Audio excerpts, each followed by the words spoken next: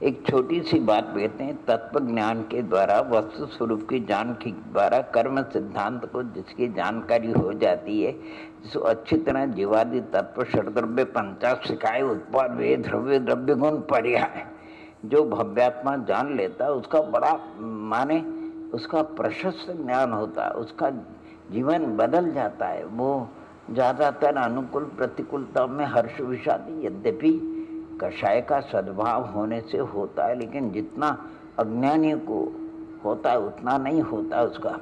एक छोटी सी बात आपको बताए, जैसे मैना सुंदरी थी, बड़ी तत्वज्ञान से भरपूर थी। ठीक है, पिताजी ने अपनी क्या कहते हैं बात रखने के लिए उन्होंने प्रत्यक्ष कुछ रोग से ग्रसित श्रीपाल जी के साथ में उनका फेरा पानी ग्रहण करा दी। लेकिन मैना सुंदरी तत्व ज्ञान से भरपूर थी, इसलिए उन्होंने अपने शरीर को कुष्ठी नहीं, तो उनसे पूछा गया, सूर सुंदरी कहती तुम्हें कुष्ठी भरतार मिला है? नहीं नहीं बहना, चंद्र बदन उनहार, चंद्रमा के समान उनका मुझे दिखाई दे रहा है। ओ सूर सुंदरी कहते बाबुल ने बड़ा दुख दिया। कहते नहीं नहीं बहना, ऐसा ही हमारा कर्म था, बाबुल तो निमित्त मात्र, पिता तो निमित्त मात्र है। बहना खूब प्यार कर लो, अब मिलना बहुत कठिन है। अरे नहीं नहीं, अगर जीवन रहा तो कई बार मिलेंगे, कई बार मिलेंगे। अरे तत्व ज्ञान का अलग आनंद है। तो हम एक छोटी सी बात आपको बता, सब जितने पुराण ग्रंथ है उसमें तत्व ज्ञान भरपूर है, आनंद आता। हम तो पढ़ते हैं, चाहे पद्म पुराण, हरिवंश, कोई पद्म पुराण। अब एक प्रतिज्ञा मनोवती की एक छोटी सी कथा। मनोवती जिस परिवार में उत्पन्न हुई और जिन गुरुओं के सानिध्य में उसने तत्व ज्ञान प्राप्त किया, उसने कुछ गुरुदेवों के आत्मकल्याण के लिए उसने कुछ नियम लिए। गुरुदेव ने सहर्ष उनको उसके आत्मकल्याण के लिए, उसके आत्मा के उद्धार के लिए नियम दिया। उसने वो पुण्य घर में आई थी, वहाँ कुछ बात की कमी नहीं थी, तो एक उसने ये प्रतिज्ञा भी गुरुदेव से ले ली कि मैं बिना गज मोती के चढ़ाए बिगर भोजन नहीं करूँगी। प्रतिज्ञा ले ली, घर में किसी बात की कमी नहीं थी। जब तक विवाह नहीं हुआ गजमोती चढ़ाती थी, भोजन करती थी। और वयस्क हो गई, अब पिताजी ने देखा भैया इसको कहाँ शादी, लेकिन उनके पुण्योग से बहुत अच्छा उनको बुद्धसेन वर्ग मिल गया, माना वो भी संपन्न कराने के थे, किसी बात की कमी नहीं थी। बड़ी अच्छी मुहूर्त में उनका विवाह हो गया।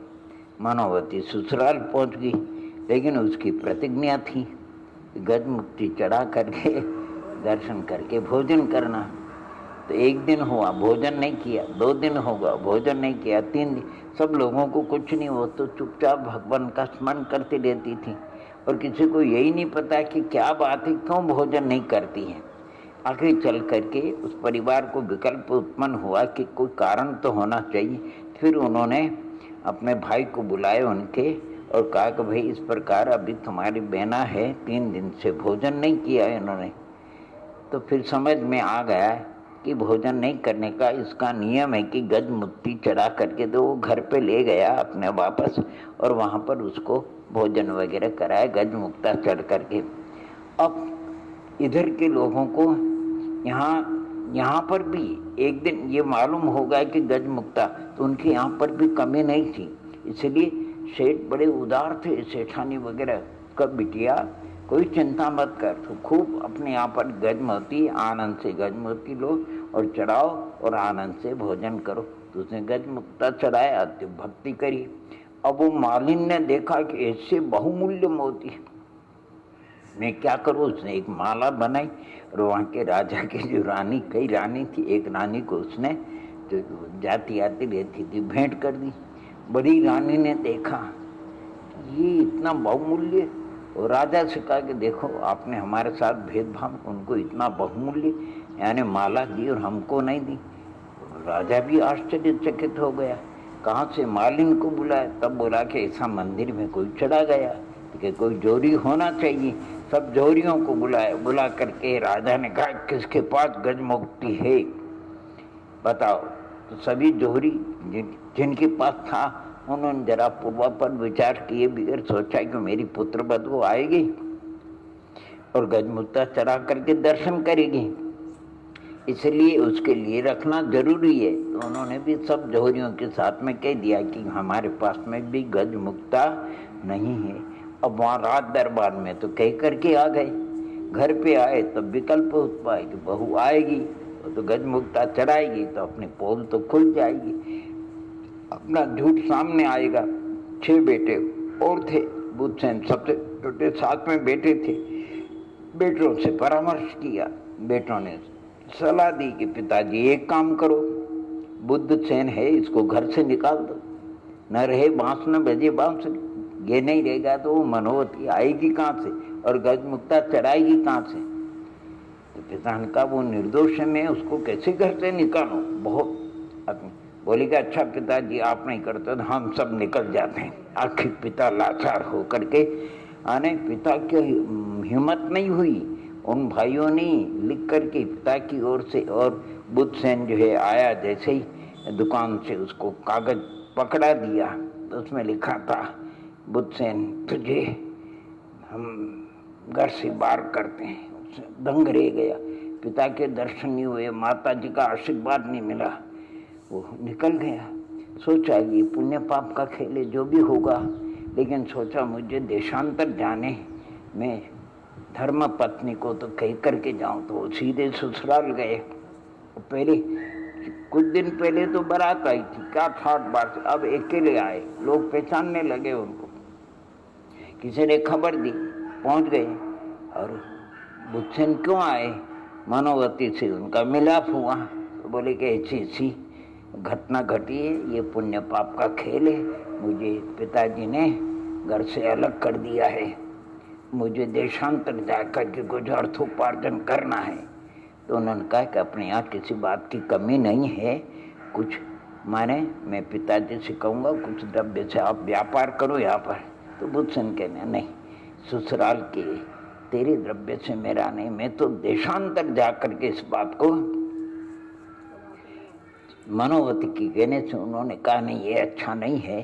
तो बोले कि अच्छी बात है, आप जाना चाहते तो मुझे भी ले चलो। तो उन्होंने मना किया, नहीं देखो देशांतर में बहुत कष्ट है, अनेक प्रकार की विपत्ति आदि है, तो मैं नहीं ले जा सकता हूँ। तो मनोवती ने कहा कि मेरा तो आपके आधार से जीवन है, अगर आप मुझे नहीं ले जाएंगे तो मैं जीवित नहीं बचूंगी। आखिर उनको मनोवती को भी साथ में लेना पड़ा।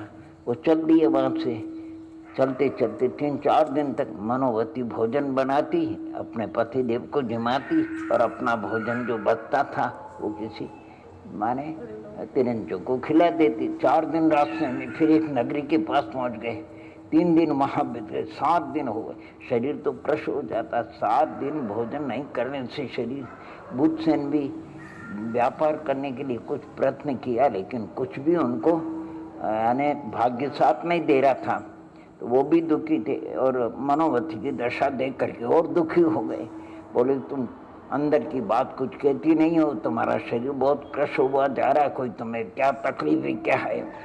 मनोवती बहुत तत्व ज्ञान से भरपूर थी, वो कहती थी, और बुद्धसेन भी तत्व ज्ञानी थे। अगर पाप पुण्य का उदय होता तो हम घर से क्यों अलग होते हैं, घर से हमको माने क्यों निकाला जाता है।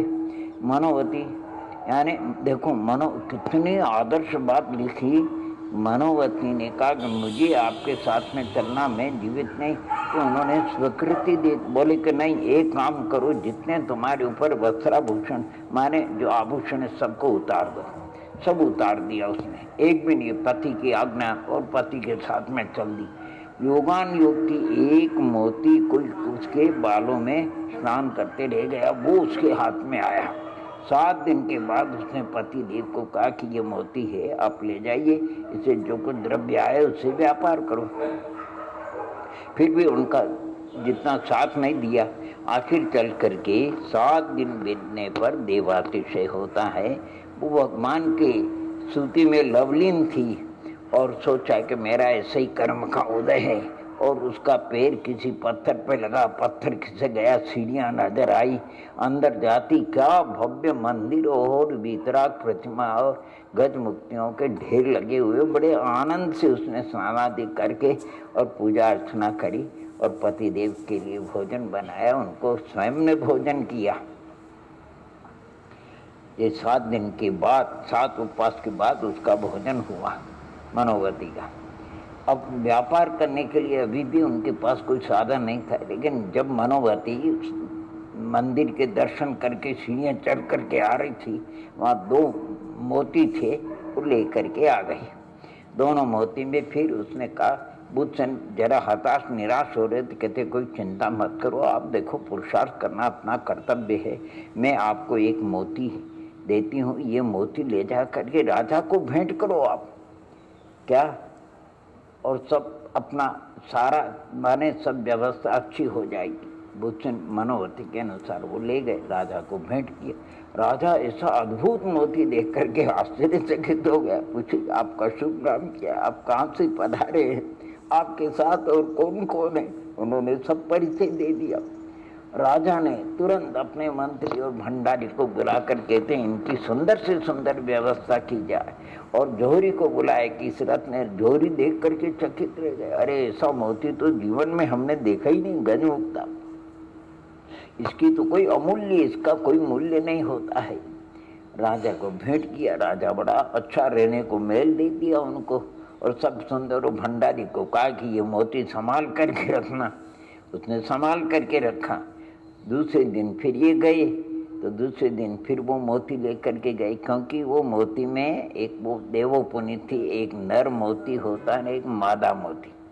तो जो नर मोती वो राजा को भेंट किया था, वो अलग नहीं रहता है, रात को फिर वो मादा मोती के पास पहुंच जाता है, तो वहीं पहुंच गया, भंडारी के उसको रखा। तो अच्छा, फिर वही मोती लेकर के वो गए, राजा को भेंट किया। राजा ने कहा अच्छी बात, कल भी आपने एक मोती भेंट की, आज दोनों की जोड़ी हो गई। भंडारी को बुलाया, उससे कहा ला वो रत्न, और भंडारी को हक्का बक्का हो गया, बोले कि तुमने चुराया। फिर आखिर बुद्धसेन ने राजन से कहा, राजन इनकी कोई गलती नहीं है, मैं आपको कल एक ऐसा मोती ला करके दूंगा, तब फिर ये कहीं नहीं जाएगा। फिर उसने मादा मोती भी राजा को भेंट कर दिया, ताकि फिर वो मोती कभी अलग नहीं। राजा बहुत प्रभावित हुआ कि साथ सेठ उदार और धर्मात्मा, उसने अपनी पुत्री से उनका विवाह कर दिया। मनोवती की स्वीकृति ले गई, रहने की सुंदर, और राज्य का चौथा हिस्सा भी उनको दे दिया। इस प्रकार उनका जीवन सानंद चलता रहा। यद्यपि मनोवती का अब तो आप राज दामाद बन गए, अब तो मेरी कोई आवश्यकता नहीं। वो कहते नहीं मनोवती, ये सब तुम्हारी साधना का फल है, तुम्हारी प्रतिज्ञा का फल है। अगर ये मोती नहीं होते तो अपने कौन पूछता। हाँ, मैं अब तुम्हारी आज्ञा का ही पालन करूँगा। तुम्हारी क्या भावना बताओ कि नाथ मुझे और कुछ नहीं चाहिए। मैंने जैसा जो देवपुनी मंदिर देखा और भव्य सुंदर, ऐसा राजा आज्ञा लेकर ये एक सुंदर मंदिर बनवा दीजिए, मेरी ये मन भावना है। राजा से जाकर कहा, राजा बड़ा खुश हुआ, और उसने कहा बढ़िया से बढ़िया और ज्योतिषी और शिल्पकारों को बुला करके मंदिर का काम निर्माण चालू कर दिया। इधर उनके जो परिवार के लोग थे वो सब पापोदय से रोड पे आ गए, पेट के गुजारा के लिए भरते भरते यहाँ पहुँच गए। मंदिर का काम चल रहा था, वहाँ आकर के कहते हमको भी काम पे लगा दो। यद्यपि बुद्धसेन ने, मनोवती ने समझ लिया कि सब मेरे परिवार के जेठ है, जेठानी है, ये पिता और माँ है, तो माने बुद्धसेन की भावना था कि इनको खूब काम लेना चाहिए, इनको भी पुण्य पाप का विश्वास हो जाए। मनोवती ने कहा कि नहीं, वृद्ध माता पिता को तो कुछ काम मत देना, अच्छा रहने के लिए स्थान देना, बाकी भाई भौजाओं को काम पे लगा दो। और वो जो माँ वो मनोवती के पास रहती थी, स्नानादि एक दिन उसके बाल को संवार रही थी, तो उसने एक चिन्ह देखा।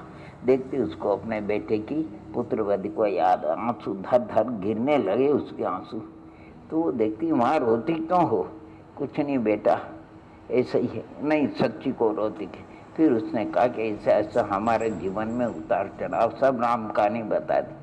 उसने देखा अरे इसने हमको पहचान लिया, तो वैसे ही उसने ऊपरी मन से उनको कहा कि अब हमारे यहाँ काम के आने की जरूरत नहीं है, तुम अपने घर पे ही विश्राम करना। और जब काम से उसको नहीं दिया तो वो सारे पुत्र और पुत्र वधुएं कहते हैं तुमने क्या गलती करी, और देखो इतनी आजीविका लगी वो भी चली जाएगी, फला हो जाएगी, ढीका हो जाएगी, आदि आदि बातें वो। और माँ को उसके ऊपर बहुत नाराज हुए। वो माँ क्या करे। फिर उसकी बहुत लंबी कथा है, आने कालांतर में जा कर के सबको बुद्धसेन ने और मनोवती ने समझाया। तब उनकी आंखें खुली कि जहाँ पुण्य होता है वहाँ सब होता है, जहाँ प्रतिज्ञा होती है वहाँ, इसलिए सब काम छोड़ देना चाहिए, लेकिन प्रतिज्ञा नियम धर्म को कभी भी नहीं छोड़ना चाहिए। ऐसा कोई धर्मात्मा भव्य जी मनोवती के समान और बुद्धसेन के समान सभी भव्य आत्माओं को अपने अपने नियम पर आस्था पे दृढ़ रहना चाहिए। ऐसा कोई धर्मात्मा भव्यात्मा हुआ, ये कोरोना मोराना क्या सब दूर हो जाए लेकिन ऐसी आस्था और श्रद्धा भव्यात्मा के भीतर होनी चाहिए। ओम नमः ओम नमः।